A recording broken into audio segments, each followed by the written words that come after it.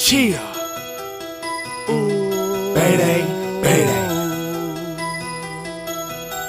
And it's hard to not have your stomach turn reading it. In the arrest report, JSO officers that responded detailed that the baby's ribs were protruding from its body with its stomach caved in. And in the arrest report, it also says that medical officials noted the baby was extremely malnourished, weighing just around 7 pounds. And for some comparison and context, according to the CDC, the average weight of a 5-month-old boy is typically around 16 pounds, over double of that.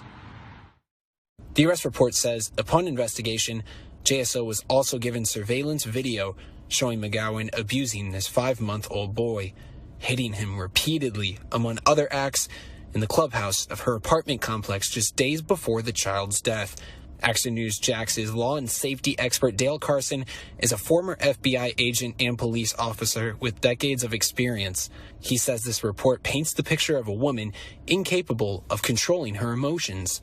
Clearly, the behavior of the mother in this case is, well, it's tragic is what it is. I mean, it clearly is someone who has no ability to control her emotions, no impulse control. Tanaya McGowan in Jacksonville took to social media after the incident, posting photos of what appears to be her now deceased child, saying the hospital still wouldn't tell her what happened.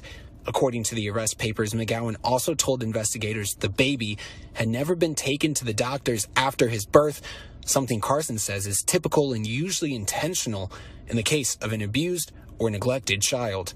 If a child had been in medical care, clearly they would have foreseen what the prognosis might have been if the child wasn't properly cared for, and they are obligated under the law to contact law enforcement and to disclose these issues. Carson says in a case like this, with the alleged combination of neglect and abuse ending in the death of a child, that typically carries up to 30 years in prison. Carson also noted the fact that the abuse was memorialized, as he called it, or caught on video. A court would be more likely to go for the maximum sentence if there is a conviction. But he says cases like this don't typically go to trial. Instead, they typically end in plea deal agreements. For local coverage you can count on, live from the north side of Jacksonville, Logan McDonald, Action News. Now, this is prime example. This is prime example of what we have to deal with out here. What we have to deal with out here with these new breed of women that's out here. Here you got a decently pretty young lady. Actually, she's beautiful. And she's out here putting herself before her child because two things you have to understand. These women don't prioritize making families and babies. They're out here having fun. They're out here having sex with whoever they want to have sex with, and they're not thinking about the repercussions, a.k.a. the byproducts of sex, a.k.a. their children. And this is the thing. It's too many of us having free sex out here. Too many men having sex with women who are not worthy of being wives and mothers. And there's too many women having sex with men that are not worthy of being husbands and fathers.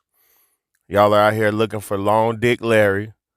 Y'all are out here looking for Wop Wendy.